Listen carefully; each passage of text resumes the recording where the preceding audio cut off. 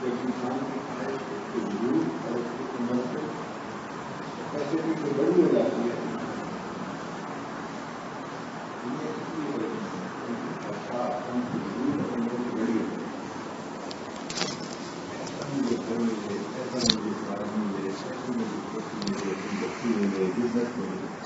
وہ ان کی عمر اور وجود سے 5 گنا ہوتا ہے جس کی وہ تمنا کر رہے ہوتے ہیں.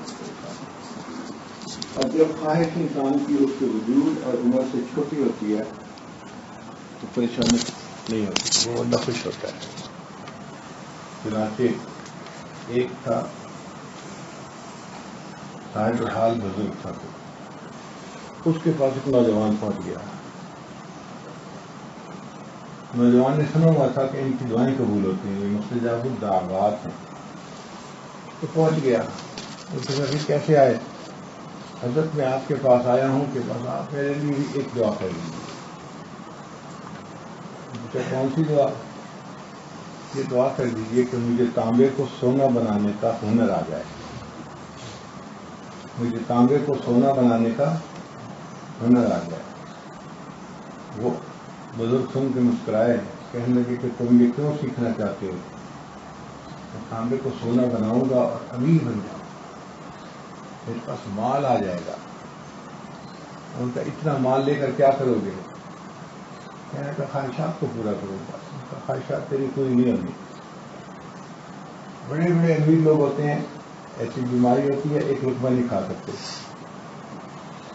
چنانچہ ایک امیر آدمی نے ایک مرتبہ ایڈورٹائزمنٹ دی کہ جو حکیم مجھے روزانہ 1 روٹی کھلا دے, ایسا علاج کرے, میں اس کو اپنی آدھی جائیداد دینے کو تیار. لیکن اس کا علاج نہیں ہو سکتا تھا, معدے میں السر تھا, 1 لقمہ روٹی کا نہیں کھا سکتا. تو مال کیا کرے گا اگر 1 لقمہ روٹی کا نہیں کھا سکتے؟ تو اس اللہ والے نے اس کو سمجھایا کہ دیکھو مال ملنے سے تمہاری پریشانیاں حل نہیں ہونی. اس نے کہا پھر کیسے حل ہونی ہے؟ تم جب بندے بنو گے نا صحیح معنوں میں, پھر تمہاری پریشانیاں حل ہو جائیں, ختم ہو جائیں. اس نے کہا کہ بندہ کیسے بنوں گا؟ اس نے کہا بندے بنو گے جب خواہشات سے آزاد ہو جاؤ گے. جو بندہ خواہشات سے آزاد ہوتا ہے نا وہ صحیح معنوں میں بندہ ہوتا ہے. جو خواہشات کا گرفتار ہوتا ہے وہ بندہ نہیں ہوتا, وہ تو نفس کا بندہ ہے. اور اللہ تعالیٰ قرآن میں فرماتے ہیں أَفَرَأَيْتَ مَنِ اتَّخَذَ إِلَٰهَهُ هَوَاهُ, کیا دیکھا آپ نے اسے جس نے اپنی خواہشات کو اپنا معبود بنا لیا, خواہشات کا پجاری, خواہشات کی پوجا کرتا ہے, جہاں نفس چاہتا ہے لپکتا ہے اس کی طرف.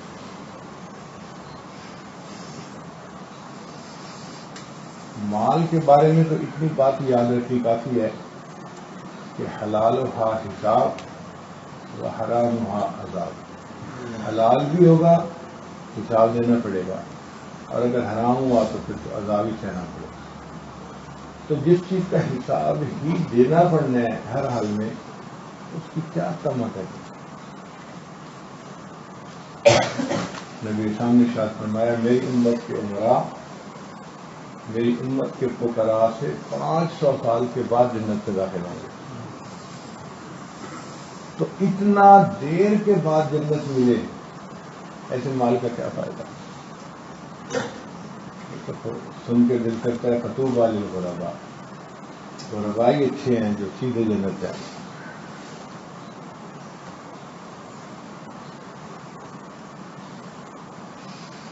انسان کی طبیعت ایسی ہونی چاہیے جو ملے اس پر اللہ کا شکر ادا کرے, جو ملے اس پر اللہ کا شکر ادا کرے, جو نہ ملے اس کے اوپر صبر کرے. تنہائی کو اور اللہ کے ذکر کو اپنا دوست بنا. کوئی ضرورت نہیں کسی اور دوست کی, اللہ کی یاد ہی کافی دوست ہے ہمارے لیے.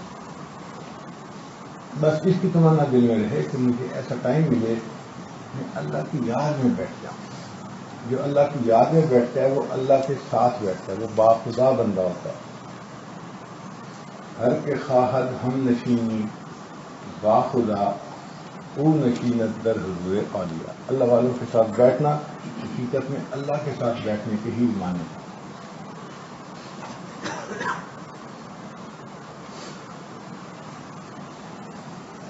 اور ایک اصول اور بنائیے کہ جو کوئی آپ سے مانگے اسے دو، انکار نہ کرو، ایک اصول بنا لیں، ہے یا نہیں یہ بات کی بات ہے، ایک اصول بنا لیں کہ اگر کوئی مجھ سے مانگے گا میں نے اسے دینا ہے۔ ہمارے حضرت رحمۃ اللہ حرم میں بیٹھے ہوئے تھے، ایک آدمی آیا، حضرت حرم میں بہت سارے فقیر مانگنے والے ہیں، سمجھ نہیں آتی کس کو دیں کس کو نہ دیں۔ حضرت بالکل پتہ نہیں چلتا کون مستحق ہے۔ جب اس نے یہ سوال پوچھا تو حضرت نے اس کو اپنے ذرا قریب کیا اور فرمایا کہ یہ بتاؤ تمہیں اللہ نے جو دیا ہے کیا تم اس کو مستحق ہو؟ کہتے نہیں۔ جب تم مستحق نہیں تھے پھر اللہ نے تمہیں دے دیا تو تم بھی اللہ کے خلق کو اپناؤ، دے دو۔ اب وہ فراڈ کر رہا ہے یا کیا کر رہا ہے یہ اس کا اور اللہ کا معاملہ ہے۔ پھر حضرت نے ایک عجیب بات سمجھائی، فرمایا کہ جو مانگے اس کو دو، اس نیت کے ساتھ اللہ میں تیرا شکر ادا کرتا ہوں تو نے مجھے مانگنے والا نہیں بنایا، دینے والا بنایا، اس نیت سے دے رہا کہ اللہ میں آپ کا شکر ادا کرتا ہوں، میں بھی تو مانگنے والا بن سکتا تھا نا، آپ نے مجھے دینے والا بنایا، میں شکر ادا کرتا ہوں، میں دے رہا ہوں تیرے نام پہ مانگا دے رہا ہوں۔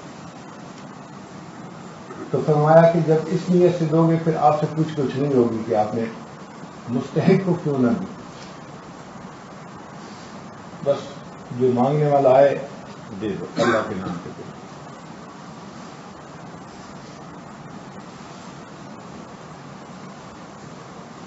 ہم بے سامان دنیا سے آئے تھے اور بے سامان کی واپس جانا، کچھ ساتھ میں لے کے جانا، جو کچھ ہے سب لے جانا، اور یہ بھی ذہن میں رکھیں کہ لذتوں کا انجام ہمیشہ برا ہوتا ہے، یہ 100% پکی بات ہے، لذتوں کا انجام ہمیشہ برا ہوتا ہے، ہمیشہ برا ہوتا ہے۔ جائز محبتیں بھی ہوں تو بھی امتحان کا سبب بن جاتی ہیں، ناجائز کی تو بات ہی اور ہے نا، جائز محبتیں بھی امتحان کا سبب بن جاتی ہیں۔ ابراہیم علیہ السلام کو اپنے بیٹے اسماعیل علیہ السلام سے محبت جائز تھی نا، امتحان کا سبب بنی نا، باپ کو حکم ہوا بیٹے کو ذبح کر کے دکھاؤ۔ یعقوب علیہ السلام کو اپنے بیٹے یوسف علیہ السلام سے محبت تھی، جائز محبت، امتحان کا سبب بنی نا، یوسف علیہ السلام کو جیل جانا پڑا، کنویں میں جانا پڑا۔ تو اگر جائز محبتیں بھی امتحان کا سبب بن جاتی ہیں تو ناجائز محبتوں کی کیا بات کریں، وہ تو سرا عذاب ہے۔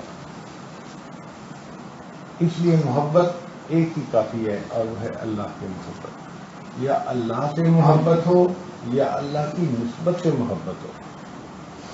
ہمیں جو والدین سے محبت ہوتی ہے کیوں؟ اللہ کی وجہ سے ہوتی ہے، استاد سے محبت ہوتی ہے اللہ کی وجہ سے ہوتی ہے، بیوی سے محبت اللہ کی وجہ سے ہے، شیخ سے محبت اللہ کی وجہ سے ہے، اپنی وجہ سے نہیں ہے۔ تو چونکہ اللہ کی وجہ سے ہوتی ہے محبت اس لیے وہ عبادت ہو جاتی ہے، اصل محبت اللہ ہی کی ہے۔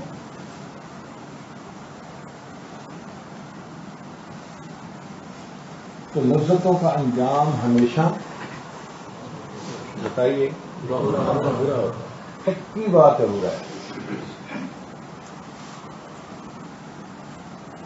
جس کو اللہ تعالیٰ ڈھیل دے بندے کو نہیں ڈھیل دیتا کہ اس کا احتساب کرے، جس کو اللہ ڈھیل دے بندے کو ڈھیل نہیں دیتا کہ اس کا احتساب کرے، بندہ بھی اس کو ڈھیل دے۔ مثلا ایک بندے نے کوئی گناہ کیا ہے اور وہ اس کے اور اللہ کے درمیان ہے، اوپن نہیں ہے، ہم کیوں کھود کو ایجنے لگے؟ اللہ اس کو ڈھیل دے رہے ہیں تو ہمیں اس کے احتساب کرنے کا کیا حق ہے؟ دینے میں ہمیشہ خوشی ہوتی ہے اور لینے میں ہمیشہ غم ہوتا ہے، دینے میں ہمیشہ خوشی ہوتی ہے، لینے میں غم ہوتا ہے۔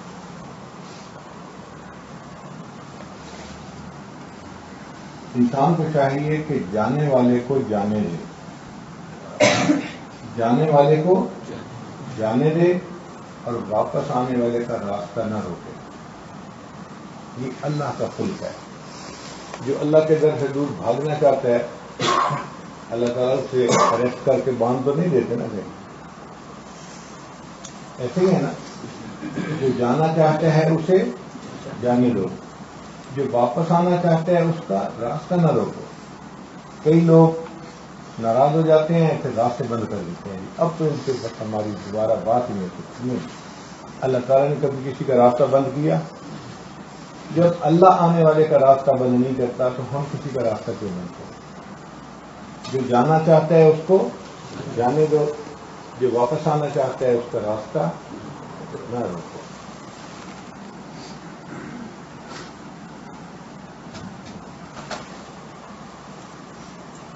اور کسی کو خود نہ چھوڑو, کسی کو خود نہ چھوڑو. چھوڑنے کا فیصلہ دوسروں کو کرنے کا موقع ہے. کسی کو خود نہ چھوڑو, چھوڑنے کا فیصلہ کرنے کا موقع دوسرے کو. اگر کوئی دوسرا فیصلہ کرتا ہے تو یہ اس کا فیصلہ. ہم نہیں چھوڑیں گے, ہم جڑیں گے. ہم جوڑ کو پسند کرتے ہیں بنسبت توڑ کے. سل من پتہ آتا, تم جڑو اس کے ساتھ جو تم سے توڑے. ہمارے نبی علیہ السلام کی مبارک تعلیمات. نیکوں میں بیٹھیں گے تو نیکی ہمارے اوپر اثر کرے. اللہ راضی تو سارا جگ راضی, اللہ راضی تو سارا جگ راضی. اللہ راضی ہوتا ہے پھر ساری دنیا راضی ہوتی ہے.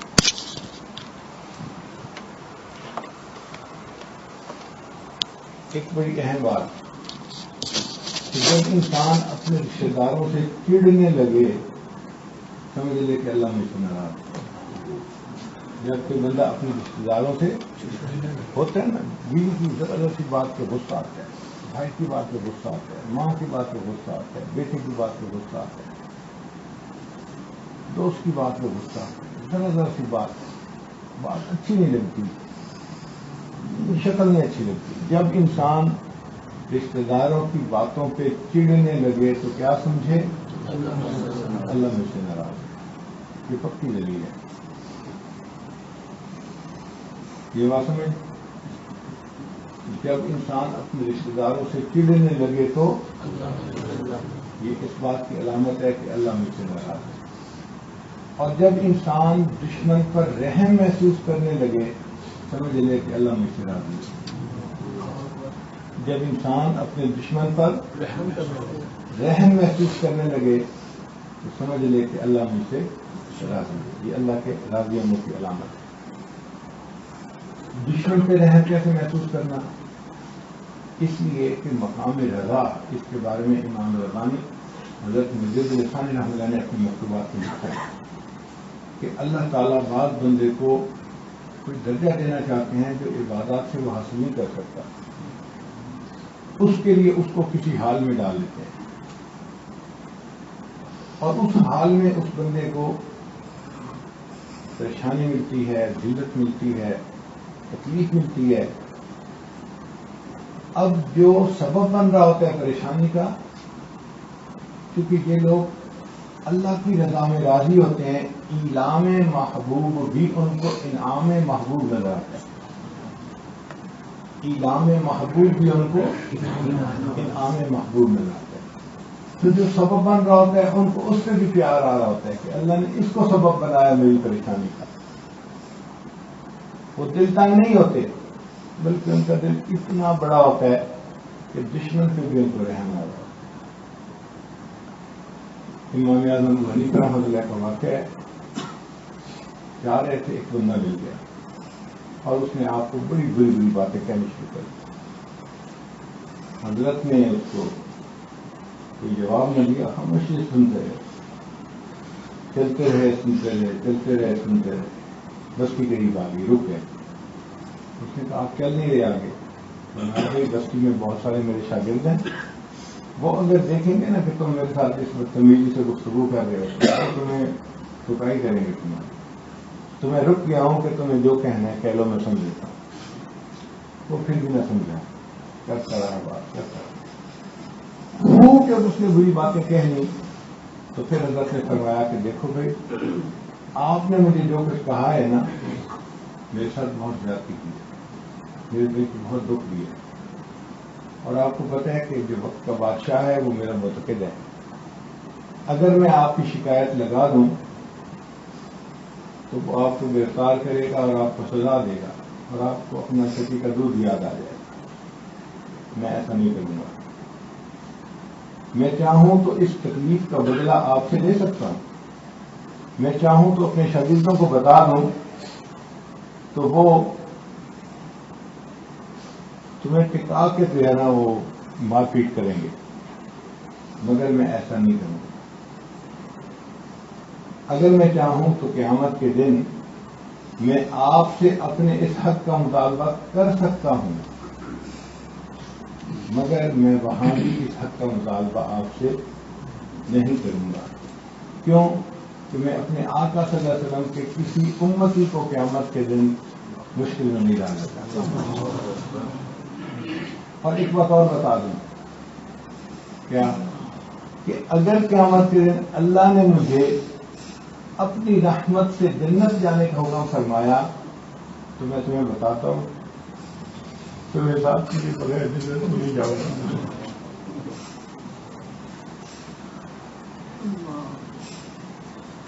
میں تمہیں ساتھ کے بغیر جنت میں نہیں جاؤں گا.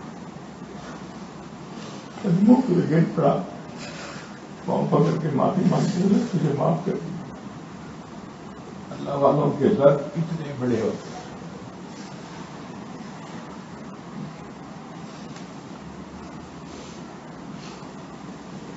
اللہ رب العزت ہمیں اپنی خواہشات سے آزاد زندگی گزارنے کی توفیق عطا فرمائے. خواہشات کو کم کیجیے جتنے کم ہو سکتے ہیں. نہ ہو یہ سب سے بہتر. کوئی خواہش ہی دل میں نہ ہو. ایسی زندگی انسان گزارے خواہش ہی نہ رہے کوئی. اگر کم ہو تو پھر بھی ٹھیک ہے، مگر ایسی خواہش جو انسان کے وجود اور عمر سے بڑی ہو وہ پریشانی کا سبب ہوتی ہے. تو ہم نے اپنے آپ کو خود پریشان کیا ہوا ہے، ہمیں کسی غیر نے پریشان نہیں کیا ہوا. اللہ تعالیٰ ہمیں خواہشات کا بندہ بننے کی بجائے اپنا بندہ بن کر زندگی گزارنے کی توفیق عطا فرمائے.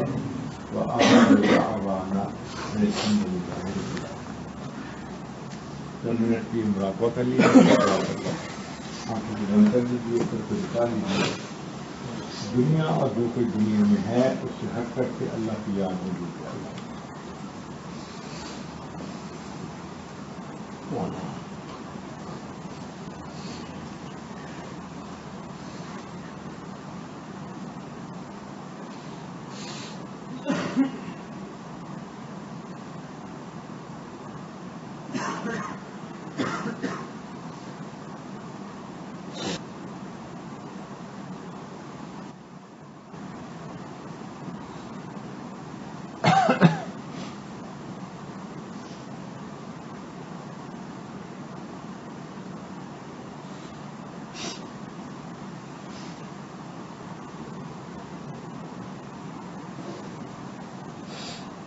لا إله إلا الله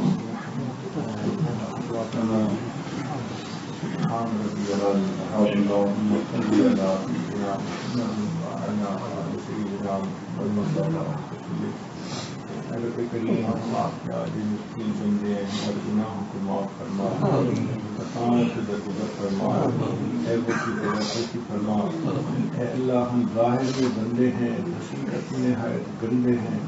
ہمارے اندر کی گندگیوں کو دور فرما، اندر کی ظلم کو دور فرما. اے اللہ ہمارے حال پر رحمت کی نظر فرما. میرے مالک ہمیں پریشانیوں سے محفوظ فرما. اے اللہ ہم گھر کھاتے پھرتے ہیں، اللہ سیدھے رستے کی رہنمائی فرما. اے اللہ ہمیں اپنی یاد والی زندگی نصیب فرما، اپنی محبت والی زندگی نصیب فرما. اللہ تیرے بنا بھی کیا جینا، آپ کی یاد کے بغیر زندگی کا کیا مزہ.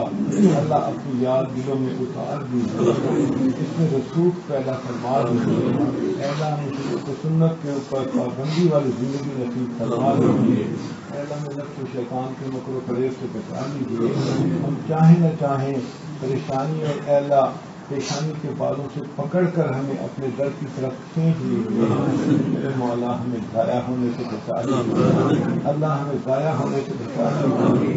رب کریم ہمیں ضائع ہونے سے بچا دے، اے رب کریم رحمت کا معاملہ فرما، اللہ ہمارے دل کے اوپر سے گناہوں کی ظلمت کو دور فرما، ہمارے دلوں کو نیکی سے منور فرما، اے اللہ ہمیں نیکی کا شوق عطا فرما، اے اللہ ہمیں گناہوں سے بچنے کے لیے اپنا خوف عطا فرما اور بھاگ بھاگ کے نیکی کرنے کے لیے اپنی ملاقات کا شوق نصیب فرما، اے اللہ ہمیں اپنے نیک بندوں کو شامل فرما، ہمیں اچھے اخلاق عطا فرما، اے اللہ ہمیں حسن معاشرت نصیب فرما، پروردگار عالم دوسروں کی دل آزاری سے محفوظ فرما، اے اللہ دوسروں کی خیر خواہی میں زندگی گزارنے کی توفیق عطا فرما، اے اللہ دین کے جس شعبے میں لوگ لگے ہوئے ہیں سب کو ان شعبوں میں کامیابی نصیب فرما، اے اللہ ہمیں اپنے قابلین کے نقش قدم پر چلنے کی توفیق عطا فرما، اے اللہ ہم نے آپ نے جو رزق عطا کیا اس پر ہمیں راضی رہنے کی توفیق عطا فرما، اے اللہ ہماری ان دعاؤں کو اپنی رحمت کو قبول فرما،